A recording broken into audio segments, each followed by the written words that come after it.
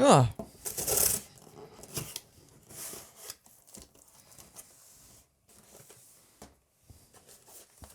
So here we've got two new watches from Casio. And I say new, they're kind of new. They're really more like reworked versions of existing watches because these are two new additions to the A1000 lineup. And the A1000 is one of Casio's steel digital watches that actually released a few years ago now. And that watch was good in some ways, but definitely had a few fatal flaws. And when I saw these new variants pop up, I couldn't help but notice that they perhaps fixed at least one of the main problems. So yeah, I figured I'd pull the trigger, see exactly what each of these are about. I've got one of each colour here, so let's take a look, eh? Now, I'll leave a link to both of these, as always, in the video description if you want to check them out. I mean, to be honest, for reasons I'll get to in a moment, not 100% sure whether they're worth it or not, but it's been a few years since I've looked at an A1000, and these certainly look like the best looking yet, at least.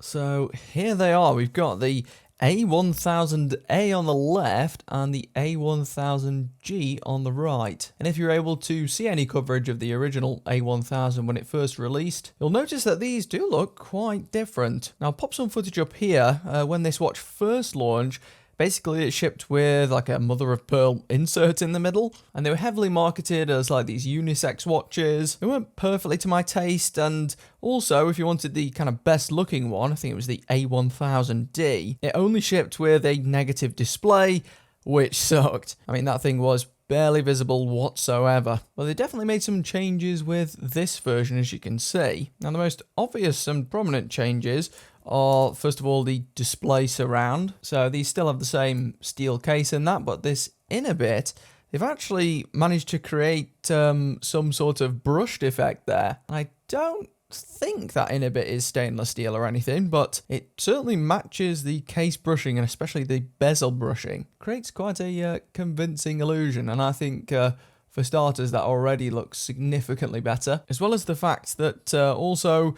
you don't have to sacrifice the display for either of these. You can just get the standard display, no weird mods needed like with the last one. I saw tons of people having to mod the watch to be able to read it, and yeah, you won't have that problem with this one. Also, something that I'm not sure I've ever noticed before on a gold Casio watch, you'll see this one on the right actually has a different coloured display from the one on the left. It's gold almost to match the rest of the watch, which is quite cool. Previous gold watches like this, the A700, you'll notice just have the standard green hued display. So I guess that's a pretty cool feature, if you want to call it a feature. And another change was the strap. And when I saw these online, I thought, you know, these actually visually look much nicer on this type of bracelet. This 5-link bracelet here makes the watch look a bit sportier perhaps with that, and certainly looks good from above.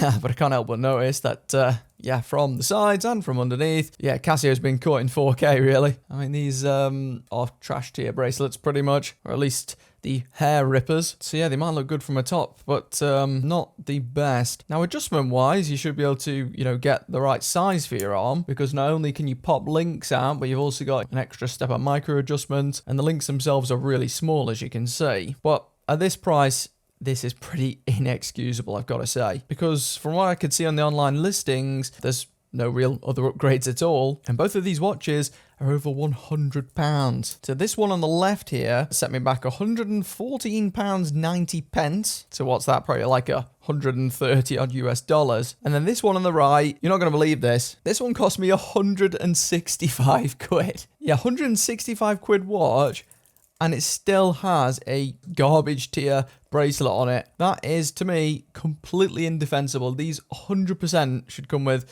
a decent solid link bracelet. The Chinese are managing that at a quarter of the price of this one on the right, which is why I said at the start, you know, maybe don't buy these watches. And you've got a 50 quid difference with this one on the right too, because yeah, it's got some sort of PVD coating to make it look gold. It's still stainless steel, but for that privilege you are spending an extra 50 quid, which percentage wise, that might be the highest percentage cost increase to access that in any watch I've seen before that comes in a gold version. And I'm just double checking here on the listing. So it is a stainless steel case, and that's good. You know, we've been asking for a stainless steel case for a long time from Casio. We basically just won the retro watches with the steel case, right? Well, this one still only has 3-bar water resistance, so it's pretty much splash proof. It's got that dodgy bracelet, and the crystal, well, it's only mineral, isn't it? On that note, I guess there's a chance, just because it would have to be a pretty custom shape, that it might cost them significantly more. I know that for certain shapes like extreme domes with sapphire, it can be very expensive. But, you know, this is a flat crystal, and at 165 quid, not sure there's any excuse there. This watch should be 10 bar, it should be sapphire crystal, but perhaps they don't want it to rival their super expensive Casiotron, which did have at least one of those things, if I remember correctly. But that watch was like 500 quid. But at least to me, these watches, I wouldn't have bought them if I wasn't a watch YouTuber, and I could make some semblance of the money back on YouTube. These watches should be like 69 quid, let's be honest, not 100 quid more than that almost. At that price, they'd be like a cool kind of fun option that you could wear that was also steel too. And this current price, I just can't recommend them. I mean, they're linked below if you fall in love with the look of the things. I do think they're quite attractive visually, especially the gold. It's definitely been my go-to recently with the gold Casios. Just tend to prefer them for some reason. But the formula for proper success to me seems pretty simple. All we need is the Casio A700, you know, the really nice skinny one. Give us a steel-cased version, any color. Give us a bracelet that isn't totally terrible, even this one would do, and then don't charge us the earth for it, ideally. Keep it under 100, people would probably buy it. These should not be way over 100, these should be under 100. But yeah, let's get the measurements anyway, in case you're new to this watch, because they are a little bit bigger, as you probably saw just then. If you include the side bulges, are about 38 millimeters, as you can see. And they're also relatively thin still, 7.5, so pretty good. And lug to lug, just a hair under 40 millimeters. So size-wise, they're quite versatile. Here's a look at the watch on my 6.25-inch wrist. So I've got pretty small wrists. I could just about get away with this, especially with that newer bracelet style. It's just a bit more conforming, those end links. So that is a positive, but I mean, I can feel my hair's actually getting plucked, so just put the watch on, no joke. I haven't got the hairiest arms, but I've got like average arm hair, as you can see. So yeah, that is a real shame. I genuinely expected them to be solid links, because one of the previous A1000 watches did come with better links than this. They weren't perfect, but they were good. And it's a shame, because I do like that new brushing effect there on that surround. I think that looks really good. So just bear in mind that you may have to factor in a strap replacement with the cost of these. I mean, one combination I guess you could go for if you had it lying around already was maybe substitute the strap from the likes of the A700 across. In fact, let's give that a quick go. Oh, so I've just noticed,